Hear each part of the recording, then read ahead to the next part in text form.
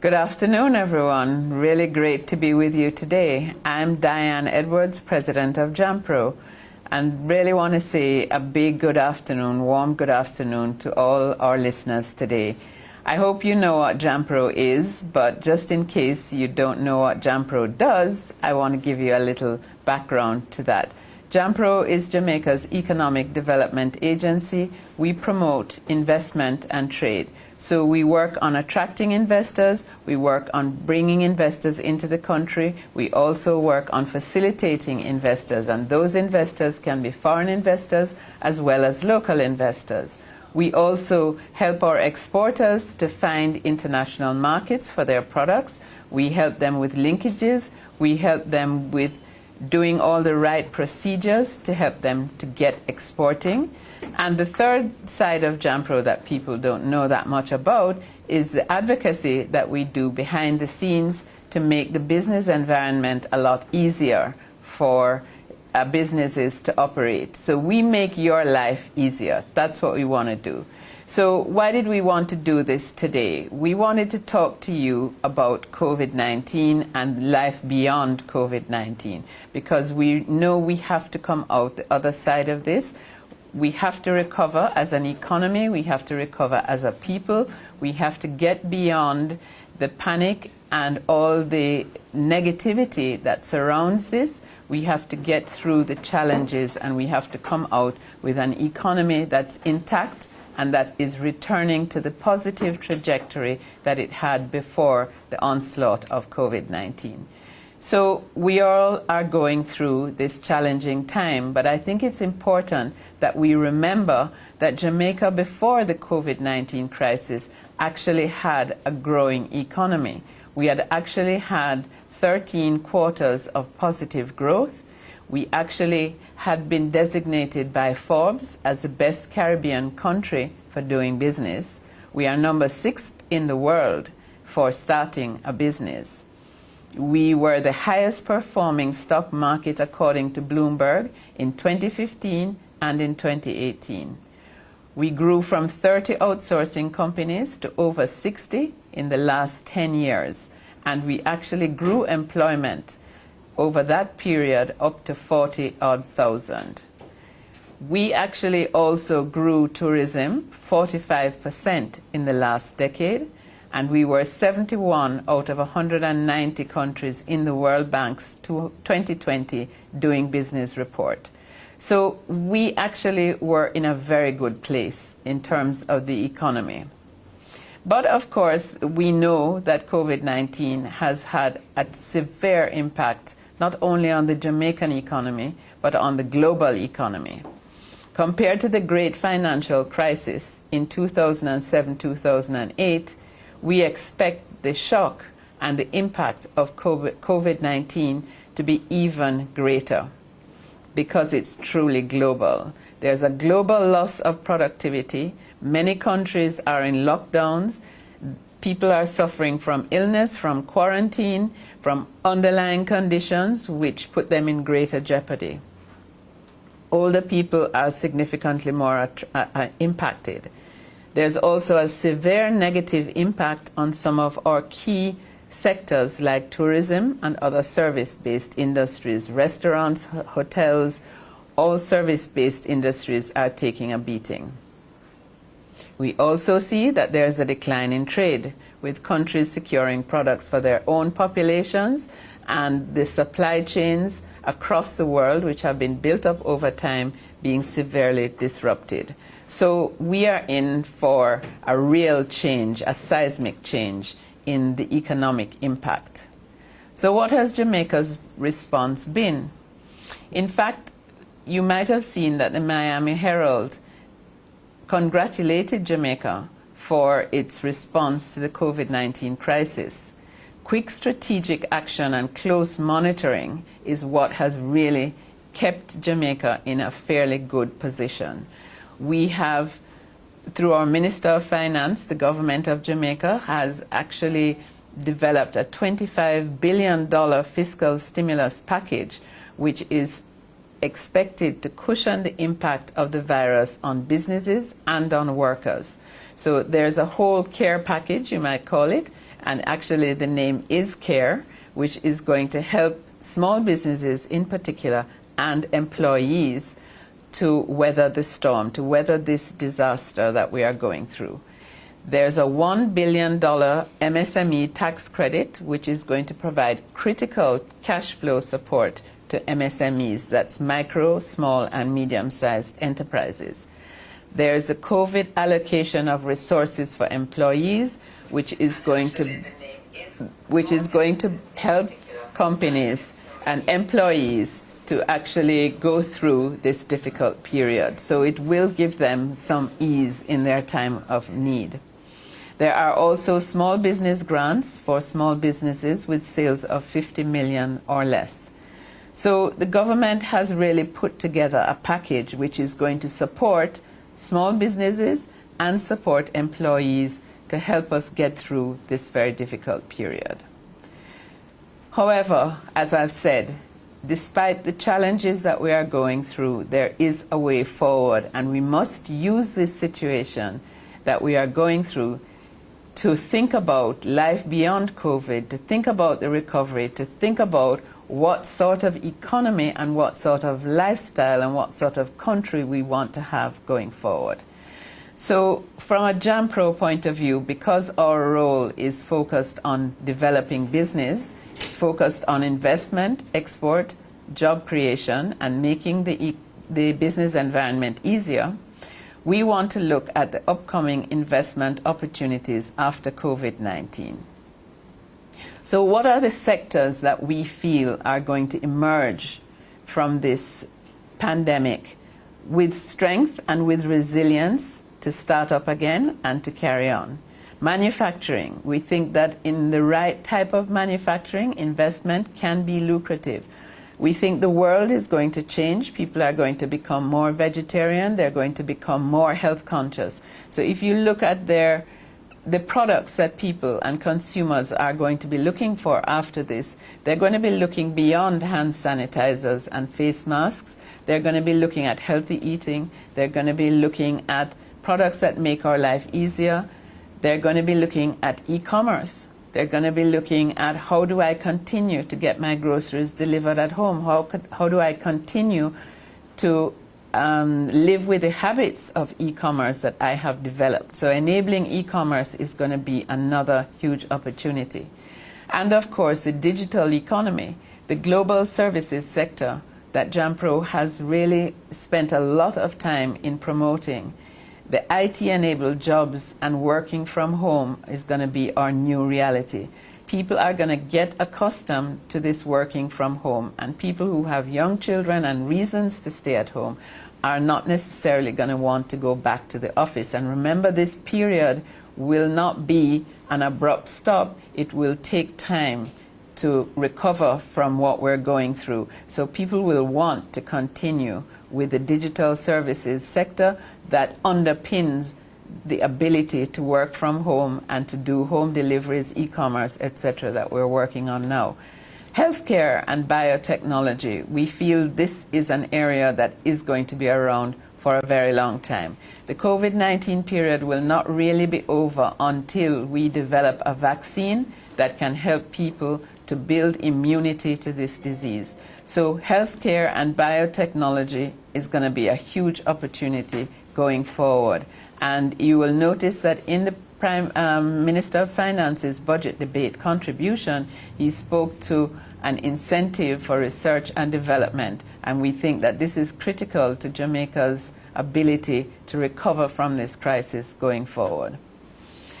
So I move then to agribusiness and agriculture, because agribusiness and agriculture, we think, is going to be one of the most resilient sectors to come out of this. One of the industries that underpin the economy, because we have to eat, we have to feed our children through the school feeding program, we have to feed the tourists who will return to our shores, but we also have to feed our population. So food security, linkages to tourism, linkages to the agro-processing industry and export we think agribusiness is going to be a very strong business. And I think the opportunity that we need to take during this period is to actually focus on agribusiness and look at how we can shore up our agribusiness sector and make it much more viable, more efficient, and more technology driven.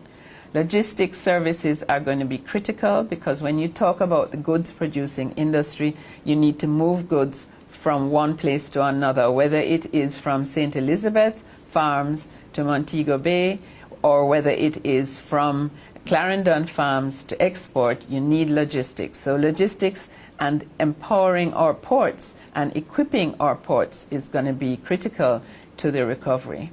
And renewable energy as an enabler is going to be critical because we have to reduce the cost of energy in Jamaica.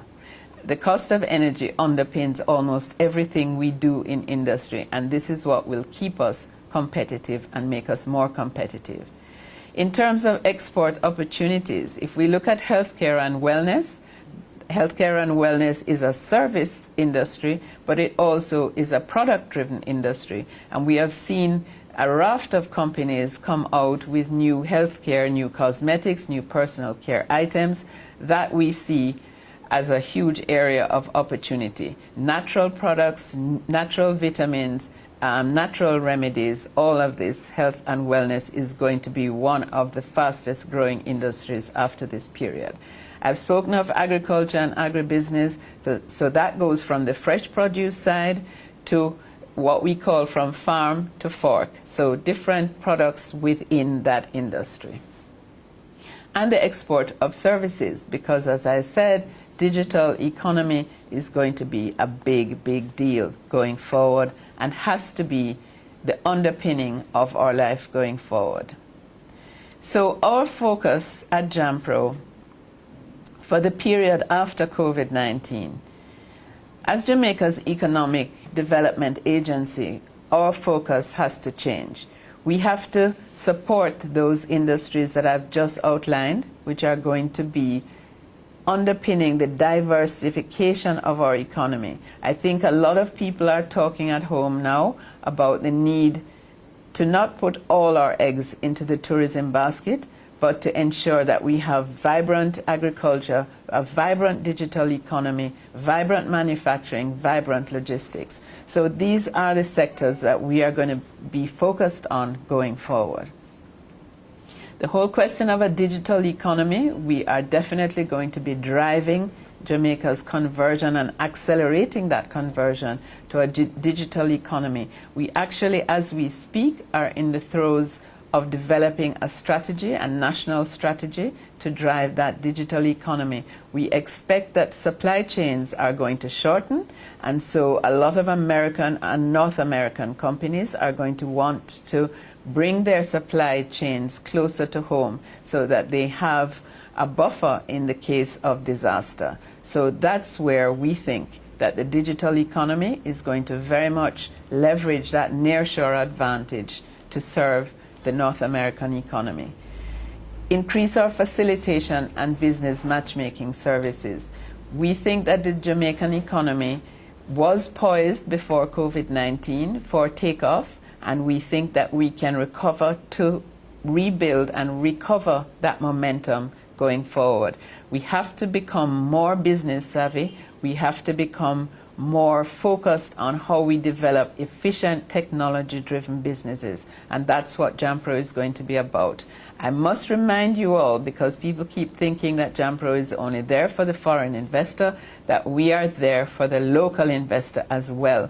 So we want local businesses to bring their challenges to us, to ask us to troubleshoot for them and to solve your problems, because it is by solving your problems that we will have a stronger economy. We have to focus on upskilling Jamaican talent and making our Jamaican talent ready for the post-COVID recovery period, but also for the aftermath of the fourth industrial revolution, which is what we are living now, and that is going to accelerate post-COVID. So the whole question of digital services, we are actually in a program now called the Global Services Sector Project, And that project is focused on upskilling our young people, improving the curricula, co-financing training on the part of the digital services companies, and expanding our outreach into the international market. So basically, that's what I wanted to communicate to you today. I hope you found that useful. Where we want to go now is that I think it's really important that we hear from you, our audience, because I can talk till the cows come home. My staff know that I'm passionate about development and about Jamaica's economic development. So what we want to be, however, is relevant to your needs and to your questions. So we actually had a number of questions that were submitted to us online, and I want to thank the viewers and audience for submitting those questions, because some of those were actually brilliant questions. So in the time remaining, I'm going to actually pull from this bowl some questions, and I'm going to endeavor to answer them. If I don't answer these questions fully today, please feel free to email us and to ask us for more detailed responses to your questions, okay? So, read the name. The name of this person who asked this question is Claudia Gardner. I hope she's listening.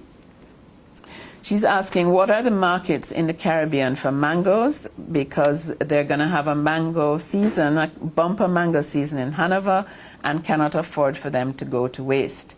Well, if you will recall, the Ministry of Agriculture has been able to develop a hot water treatment plant and has been able to allow us to re-export now, to reopen exports to the UK and to North America.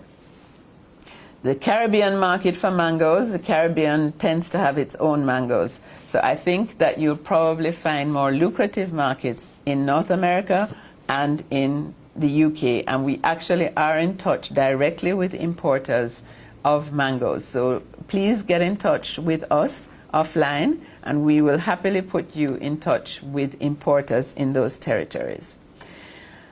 You ask here, can we ask the finance minister to place a moratorium on customs duties for a year for smaller or new importers? I'm not sure what customs duties you're referring to, because there are registration possibilities for what is called the productive input relief. So if you're a farmer, if you're a tourism business, if you're a manufacturer, if you're a hospital or a medical practitioner, you can actually register for productive input relief, and that gives you import duty restriction, freedom from import duties on a number of raw materials and equipment. So again, if you want details on how you get registered, contact JAMPRO staff. Again, you wanted information on market for spices. This is exactly what we do. So email us with all of your information about what products you have available for export. And remember that exporting is not a one-off thing. So what we want to do is to take market share in the markets that we operate in and sustain that market share. Most importers don't want to do a one-off crisis buying situation. What they want is a long-term opportunity. So we need to establish the long-term partnerships that will give you sustainability. And then you're asking about RADA agro-processing plants. Can we transform them into dual purpose facilities where they can serve as packaging houses in addition to food processing? Absolutely spot on. That's exactly what we are working with MICAF to do. So Claudia Gardner, great questions, and love to give you much more detail if you'll contact us offline. Okay, Dee Brown from Facebook, she wants to know about import-export in the restaurant industry. She wants to know, or you want to know, because hopefully you're listening, Dee, how do I export packages of ready-made fish bami? Okay.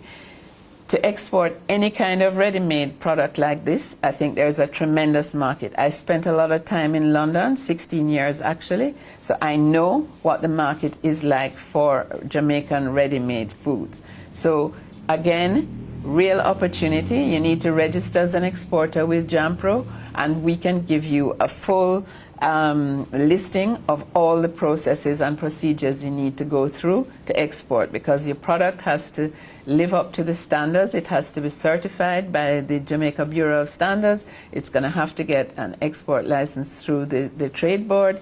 So there are a number of procedures and processes you have to go through. We actually have a step-by-step to exporting class. It's a course which is actually online, accessible through the Open University.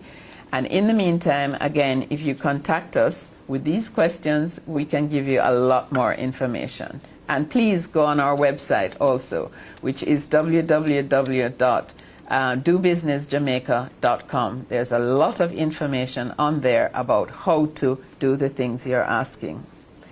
Christopher Rose, hope you're listening. You are having a problem getting your herbs and teas into the North American and European markets, and you're having challenges on labeling, packaging, and fund remittance.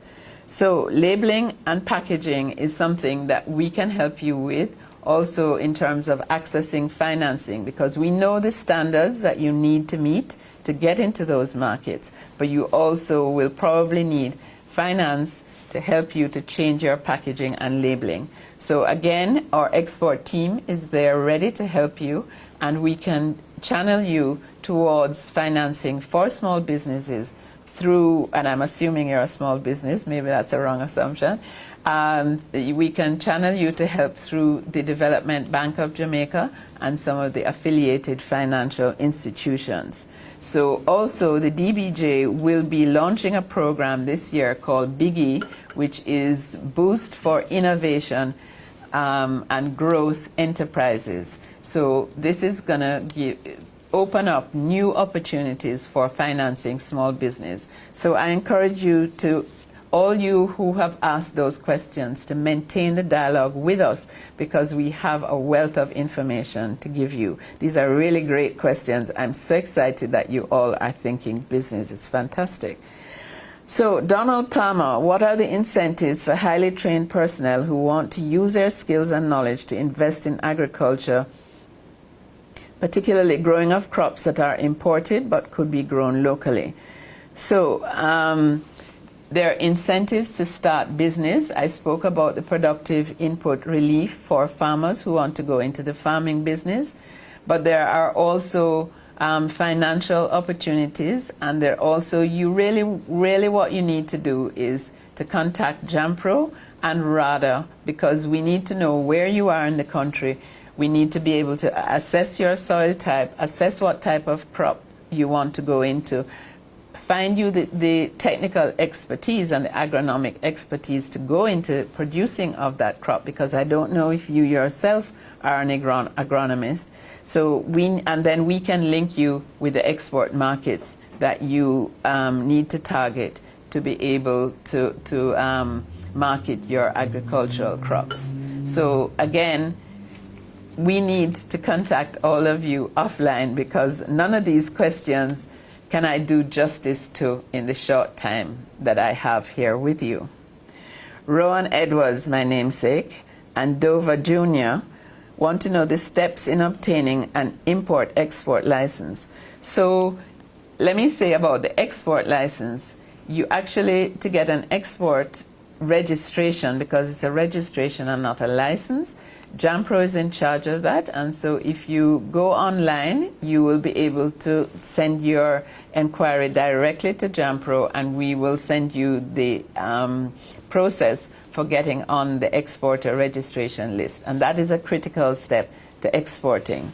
In terms of importing, and the cost for that is about 3,000 Jamaican dollars. You asked about the cost. In terms of importing, it really depends on what you want to import. So most things do not require import licenses, but if you want to import items that are on the restricted items list or the controlled items list, such as pharmaceuticals or such as motor vehicles, then you will need an import license, and the Trade Board is the one that can give you that information. Getting through a lot of questions here, guys. Kirk Buchanan, Can you shed some light on the trading climate between Jamaica and Cuba? Well, actually, JAMPRO has done a lot of work on accessing the Cuban market, understanding the Cuban market. The Cuban market is a state-controlled market.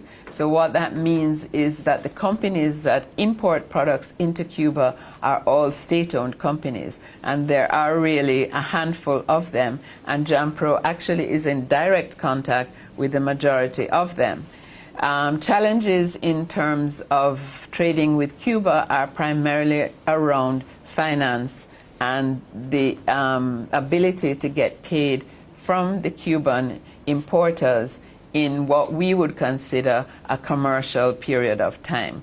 So it's a little bit complicated for me to explain that now. There is a line of credit through Exim Bank, and Exim Bank also has a lot of experience dealing with Cuba, so they can also help you on that. And Angela Velvet Moses wants to export baked products. Again, you guys are just asking such pertinent questions. Baked goods is actually an area that JAMPRO has targeted for increased export because we have actually researched the market through a company called Euromonitor, which is one of the largest market research companies in the world. And they have actually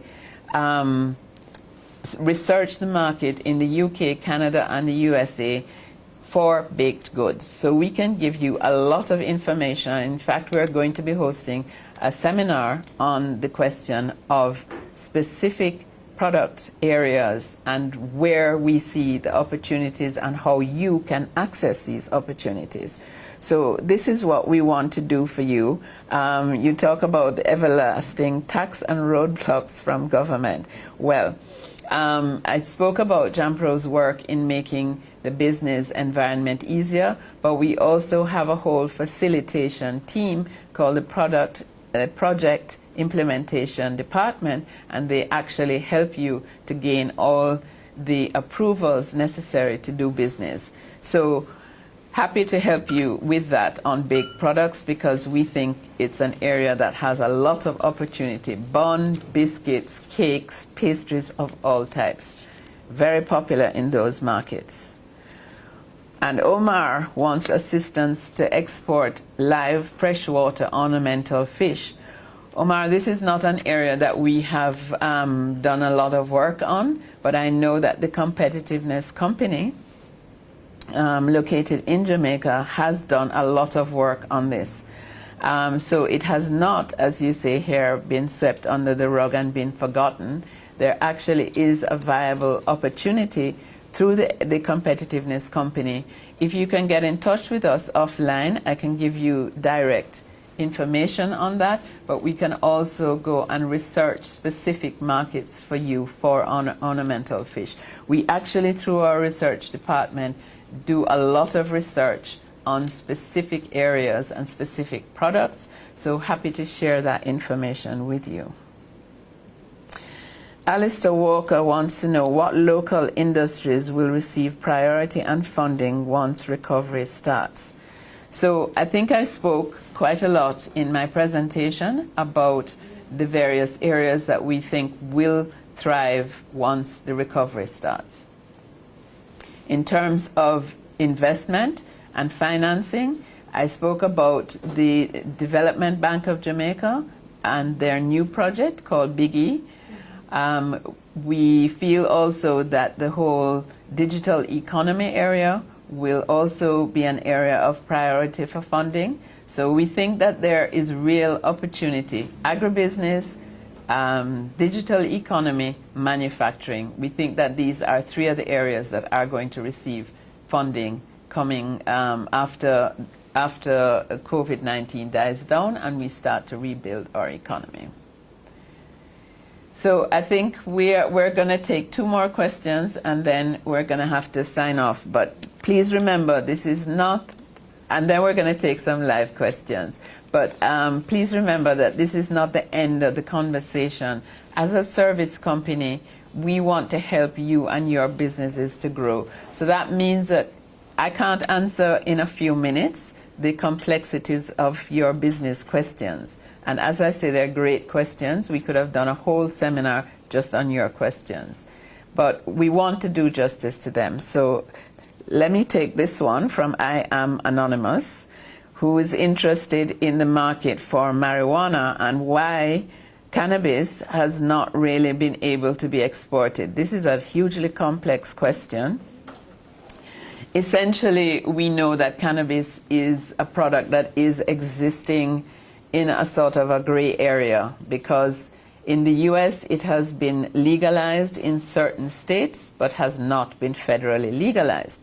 That puts it into a gray area. So while cannabis has a tremendous opportunity globally, it is subject to a number of interdictions, both in certain countries which do not allow it at all, some companies that allow it for medicinal purposes, some countries that allow it for recreational purposes. So there are two real impediments. One is the country and its import regulations, and the second one is the export regulations from Jamaica, which have not yet been fully promulgated. So we are still awaiting those export licenses and those export procedures. The Cannabis Licensing Authority, and I would encourage you to check their website, can give you a lot of information about that. And I would say you need to be a little bit patient, because certainly in the next couple of months, we should see those export licenses, the export licensing procedures set up and functioning. You will understand that the business of government has been a little bit overtaken in this period by COVID-19. But I know that they will be getting back on track in the next few months. Coffee prices. Well, this is another very good question, but again, not a simple question. Why are coffee prices falling from 15,000 to 5,000? I think you mean per, I'm not sure if you mean per ton, when statistics show that 1 billion cups of coffee is consumed daily. Okay, coffee is a commodity. So a commodity is traded in spot pricing, in current pricing, but it's also traded in future pricing. So it really varies with supply and demand. So if Brazil has a bumper crop, you'll see the price of coffee going down. However, the good thing is that Jamaica Blue Mountain coffee is in a different category. It is in a category of specialty coffees. And so we are not as much subject to supply and demand elements as a lot of commodity coffees are. So that is a very complex question, which has to do with the commoditization on the one end and the specialty coffees on the other end. The commodity coffees are facing a glut on the world market right now, and that's why the coffee prices are low. So let's go to some live questions now, and let's hope we can have a bit more of a dialogue. So my colleague is going to read those questions, and I'll try to answer. All right, so we have two questions from Neil Curtis. The first one is that our diaspora wants help. How is JAMPRO helping the diaspora? And the second one is, how can we create more jobs by retooling and re-educating our farmers to get into sustainable agriculture? Yeah, okay. Thanks for those questions. The diaspora wants help, yes. We are fully aware of the diaspora. I used to be a member of the diaspora myself. We know that the diaspora has a strong and abiding love and interest in Jamaica, and we definitely want to foster that love and to work with you as extended members of our family to develop Jamaica. So what are we doing at JAMPRO? We have an office in Toronto, we have an office in New York, we have an office in London, and those offices keep in touch with the diaspora. So that's one thing. But we also have a whole economic diplomacy program which works with all our diplomatic missions overseas, and that is embassies, consulates, high commissions, honorary consuls, and and every variation in between that. So what we want to do is greater outreach to those diaspora people who want to do business in Jamaica. Remember that JAMPRO is not responsible for the diaspora overall. We're responsible for business.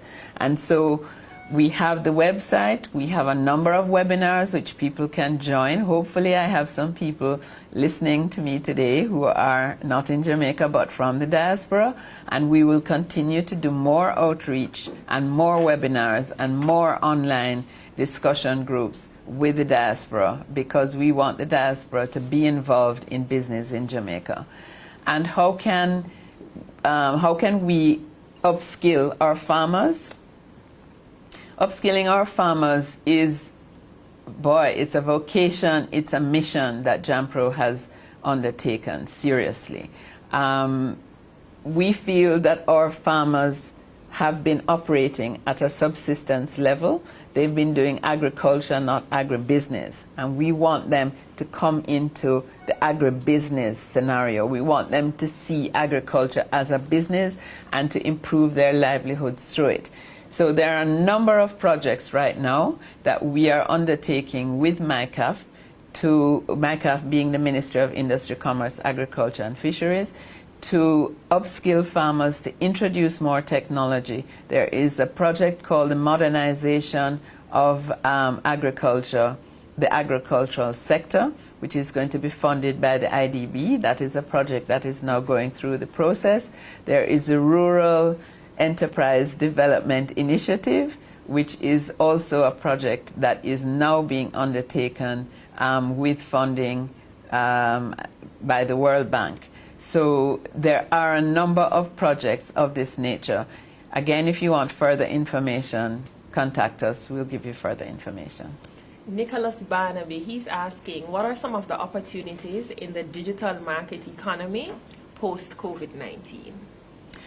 Okay, Nicholas, I think that first of all, the digital economy is very broad. You go from the BPO outsourcing through geospatial and geotechnical, the geotechnical space, to legal process outsourcing, knowledge process outsourcing, to software development. So it is a very broad space, including even animation. That's also a part of it.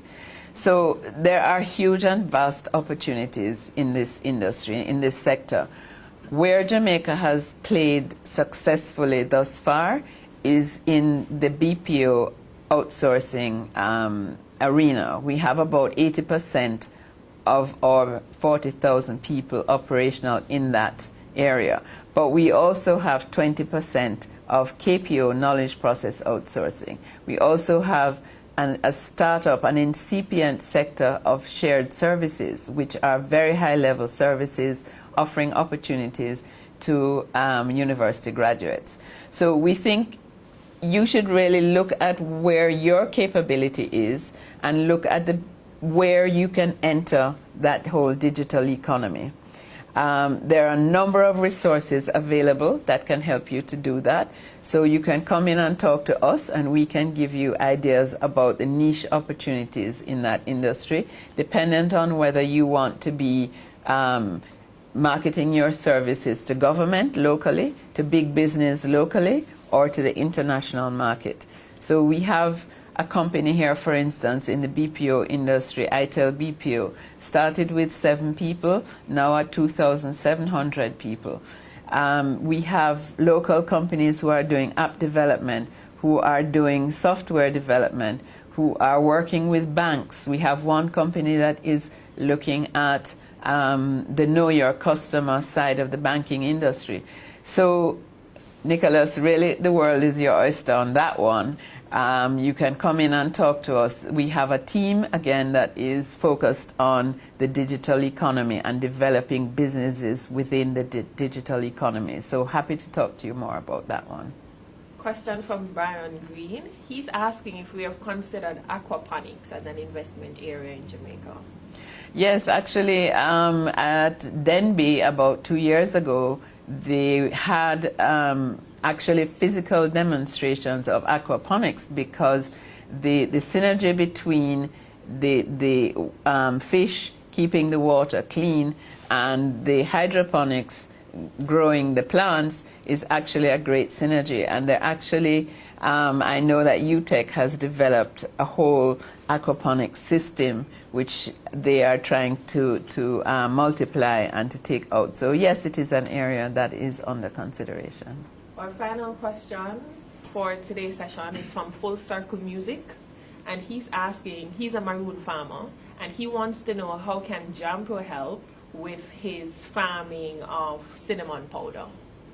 Cinnamon powder, okay. Cinnamon, well, how can we, I'm not quite sure whether he wants help with farming, whether he, financing, agronomy, soil type, you know, it depends on what kind of help you want. RADA is the one that can help you more on the technical side. So rather have the extension officers that go out and can deal with all of those technical inputs that I spoke about. First Sun is a company that does fertilizer, and they can actually analyze the soil type of your farm and tell you whether the product you're growing is suitable or whether you need a specific type of fertilizer for that crop.